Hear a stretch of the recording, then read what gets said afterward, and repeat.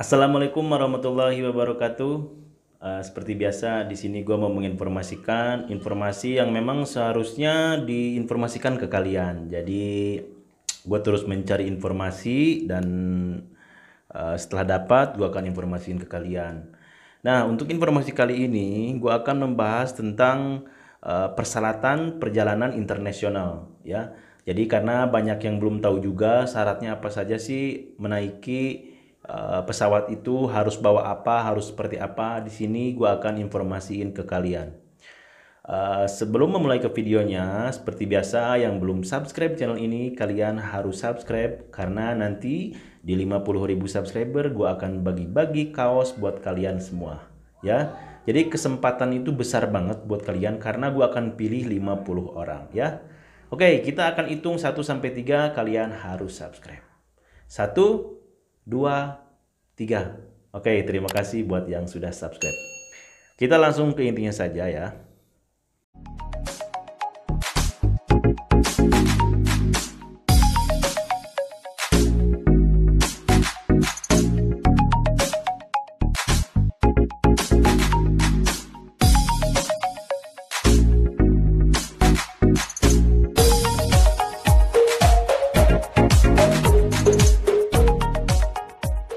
Jadi di sini itu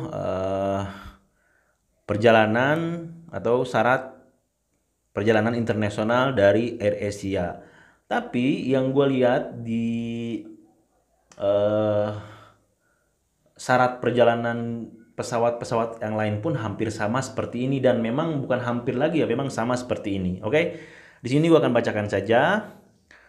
Persyaratan perjalanan internasional Indonesia dan beberapa negara lain di dunia masih menerapkan pembatasan perjalanan bagi warga asing dengan pengecualian yang sangat ketat. Calon penumpang yang akan melakukan perjalanan internasional memasuki wilayah Republik Indonesia harus memenuhi ketentuan sebagai berikut. Yang pertama, menunjukkan identitas diri, paspor atau tanda pengenal lainnya yang sah. Yang kedua, setiap individu yang datang dari luar negeri harus melakukan PCR test pada saat ketibaan bila belum melaksanakan dan tidak menunjukkan surat hasil PCR test dari negara keberangkatan.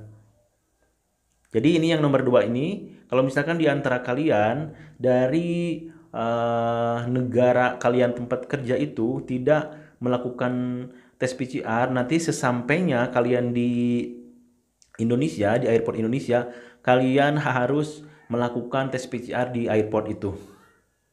Ya, yang sempat kemarin juga ada yang bertanya tentang, Bang, surat perjanjian untuk tes PCR itu di mana? Itu kita tidak bisa download. Jadi itu nanti sesampainya di Indonesia, di airport itu kalian baru akan dikasih surat perjanjian. Kalau kalian harus melakukan tes PCR dengan biaya sekian sekian sekian, di situ ada nanti surat perjanjiannya, ya. Jadi kemarin kan gue bilang kalau misalkan kalian tidak bikin surat tes PCR di negara kalian bekerja, tidak apa-apa, nanti bisa sampai di Indonesia. Oke, sekarang poin ketiga.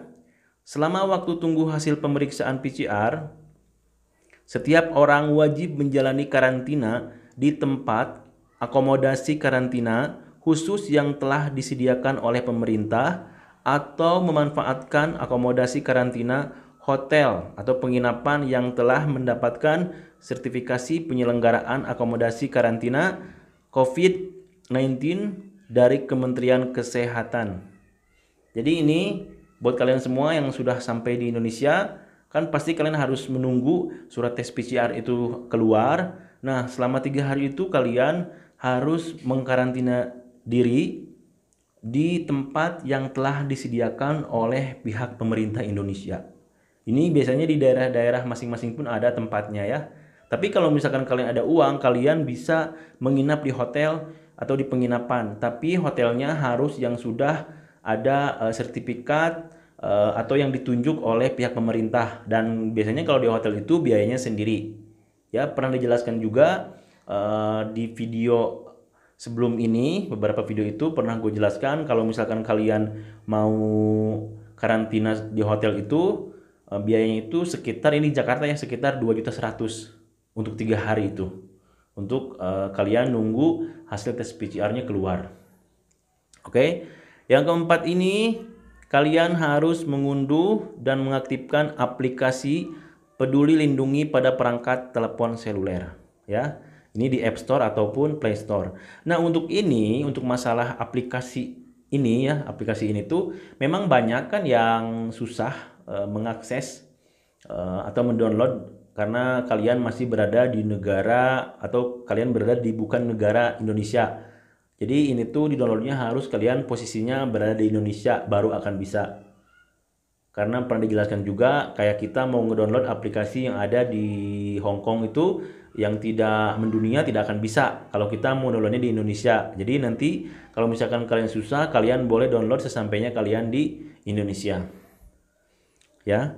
Terus lagi nih, ada tambahannya informasinya itu, demi kenyamanan penumpang disarankan untuk memiliki sertifikat kesehatan dalam bahasa Inggris dari negara asal yang menunjukkan hasil uji rapid test non-reaktif yang masih berlaku 3 hari pada saat keberangkatan. Jadi harus sudah aktif, kalau misalkan tidak aktif tidak akan bisa.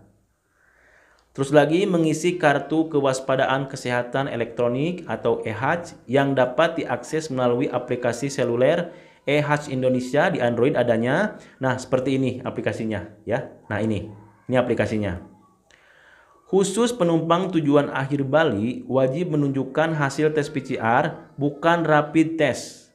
Ini untuk yang tujuan akhir ke Bali ini, kalian dari mana-mana negara mau ke Bali itu wajib kalian menunjukkan hasil tes PCR bukan rapid test. Jadi kalian sebelum berangkat ke Bali itu, berangkat ke Indonesia itu harus ada surat tes PCR. Jangan rapid test ya.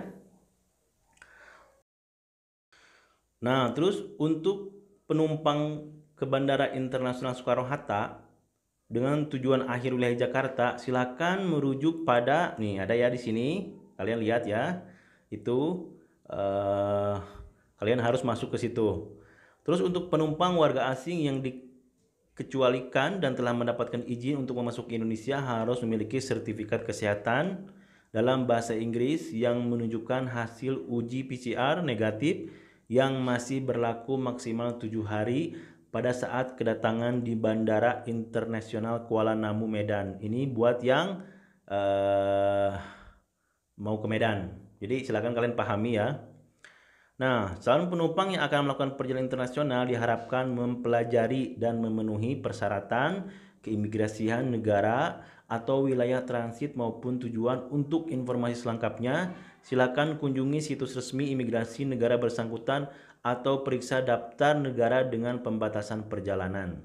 Ya, kalian silakan nanti linknya akan gue simpan di link deskripsi di bawah. Jadi silakan kalian masuk ke link ini dan kalian silakan baca ulang. Takutnya kalau misalkan yang di pinggir ini ya, informasi yang di pinggir ini kalian bacanya kecil gitu. Jadi gua akan simpan linknya di deskripsi. Jadi kalian bisa lihat, kalian bisa baca.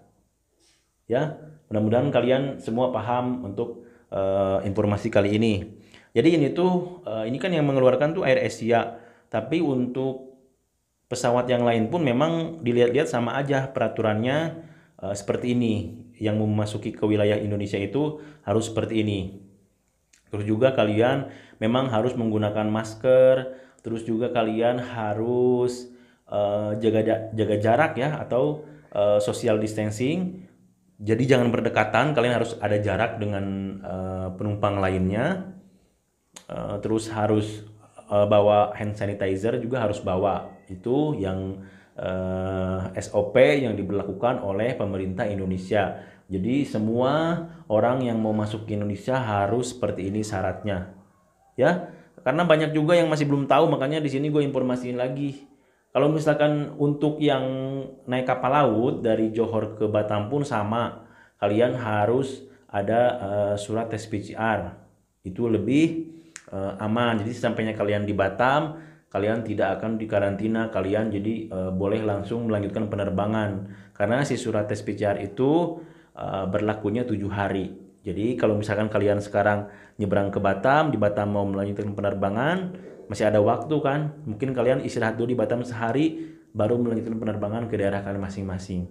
Pesawat setiap harinya sudah ada, sudah kembali, sudah mau normal. Tapi yang kemarin gue cek juga AirAsia dari Kuala Lumpur itu kadang ada, kadang tidak. Kadang ada, kadang tidak seperti itu. Karena belum 100% normal, jadi baru menuju ke new normal ini. Mudah-mudahan nanti di bulan Juli atau bulan depan ini semua sudah mulai membaik ya. Tapi kalau dilihat-lihat sih bulan Agustus itu sudah banyak penerbangan. Karena gue lihat juga di seluruh dunia ini airport luar negeri pun, internasional pun, semua dibukanya itu mulai dari Agustus, jadi dibuka total. Tapi bertahap ya, jadi airport luar negeri sana semua dibuka tuh Agustus udah dibuka semua. Tapi bertahap, ada tanggal berapanya itu di Agustus semua. Kalau misalkan kalian cek juga di Traveloka ataupun di tempat penjualan tiket yang lainnya ya, semisal Traveloka itu memang di situ Agustus yang banyak tiket ya. Jadi buat kalian semua yang visa mati pada masa PKP memang boleh pulang nanti selepas PKPP tamat. Tapi kalian harus menyiapkan jawaban kalian kenapa kalian tidak pulang di masa PKPB. Jadi boleh sebenarnya kalau mau pulang selepas PKPP 14 hari. Artinya pulang kalian di Agustus 31 Agustus kan, setelah Agustus berarti September boleh 14 hari tuh, dari tanggal 1 September sampai 14 September kalian boleh pulang di masa itu. Tapi kalian harus menyiapkan alasan kalian kenapa kalian pulang pada masa selepas PKPP, tidak pulang semasa PKPB. Karena semasa PKPB kemarin kan sudah dilonggarkan, kalian sudah boleh pergi ke lintas negeri sudah bisa gitu. Jadi akan dipertanyakan itu saja ya. Kalau misalkan kalian bisa menjawab dan kalian yakin ya tidak masalah kalian untuk tinggal di Malaysia sampai lepas PKPP tamat.